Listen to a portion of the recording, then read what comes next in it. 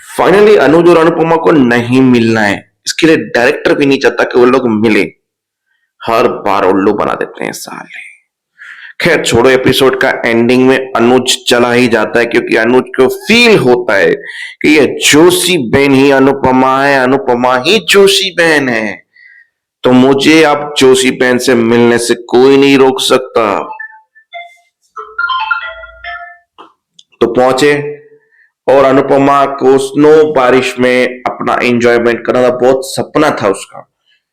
तो वो बारिश में एंजॉय कर रही है और थोड़ा नीचे नमी क्योंकि पता नहीं कुछ पैर में लगा होगा, और अनुज वहां से पीछे से निकल गया स्पाइसेस और चटनी के रेस्टोरेंट में, और वहां पे उसका गमछा गिर गया जो अनुपमा को मिला, जहां फील कर रही थी वो कि ये अनुज का ही होगा। मतलब क्या फील होता है इसमें, अनुज की गंदी बदबू आती है उसमें से, जो बदबू को पहचान लिया अनुपमा ने।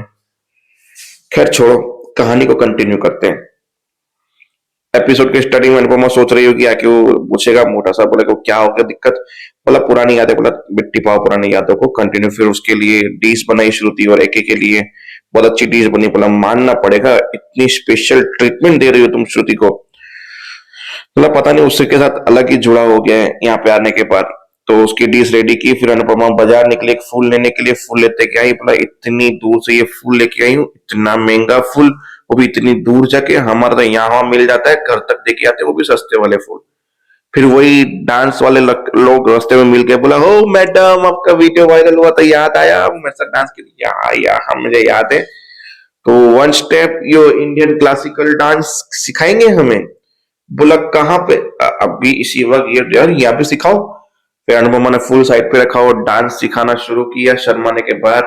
फिर छोटी सी बच्ची यानी एंजल यानी कि परी देख रही थी वहां से डांस करते हुए दादी को, उसने सेम स्टेप डांस के किया। अनुपमा ने बोला मैं एक कच मिनट आई। अनुपमा उसके पीछे पीछे बोला बेटा कहाँ, व्हाई डू, मुझे हिंदी आती। अच्छा आपको हिंदी आती है, आपको डांस बहुत पसंद है, आपके पापा और मम्मी कहाँ है? ऐसे करके वो भाग गई और भागी सीधा, मतलब भागती अकेले अकेले किसी को लगभग जाएगी, तो वो पीछे गई, देखा तो किसी लड़के से गले मिला। फिर जैसे वो लड़का गुमा वो निकला तोशु। बोला तोशु, ये लड़की का नाम एंजल था, एंजल यानी परी, ये परी थी। अनुपमा बस वो यादों में खो गई पुराने के, परी जब कैसे पहली बार बाहर आई थी, मैंने गोदी में लिया था, मैं दादी बनी थी, फील किया था, सब कुछ याद है। ऐसा नहीं कि मैं तोशु के पास जाऊं।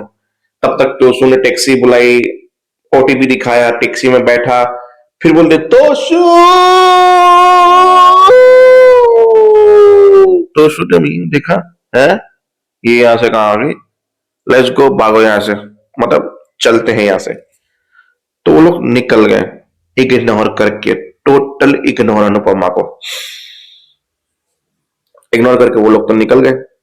फिर बोला ये तोशु ही था, मैं धोखा नहीं खा सकती, तोशु तो अमेरिका में था ना, यूएस में नहीं था, फिर मैं क्यों ऐसा फील कर रही हूँ, ऐसा क्यों हो रहा है मेरे साथ, तोशु ही था, मैं मेरे बेटे को पहचानने में गलती नहीं कर सकती। सोचते सोचते रेस्टोरेंट पहुंची, रेस्टोरेंट पे गिर गया सब कुछ, खाना उनका बनाया वो। फिर चलते हैं वहां पे जहाँ पे बोला अब तो मैं जाके ही रहूंगा यहाँ पे। फिर बोला छोटी ने सोचा मैं कैसे रोकू कैसे रोकू, फिर आई बोला मेरा प्रोजेक्ट है 2-3 घंटे का, पता लो नहीं तो मुझे कल डांट पड़ेगी। बोला मैंने और एके ने प्लान बनाया था तेरा प्रोजेक्ट बीच में, एके ने बोला प्रोजेक्ट बाद में कर लेना, उसके लिए डांट भी खा लेना, पर आज मैं स्पाइसेस और चटनी इच्छा के रहूंगा, मुझे वहां पे डिनर पे खाना है। अब वो दोनों निकले, फिर छोटी ने एक ट्रोमा वाला नामा किया और वहां पे रुक गए। बोला कि मुझे वो हो रहा है, मतलब जो भी था नाटक, बहुत रिस्की नाटक किया। फिर वहां पे अनुपमा को फोन आया, बोला कि तुम, अब हम लोग तो नहीं आ रहे, पर जो खाना बनाया वो हमारा घर पे भिजवा देना। पैनिक अटैक आया था मेरी बेटी को, बोला बार बार, बोला आई नो पता नहीं क्यों।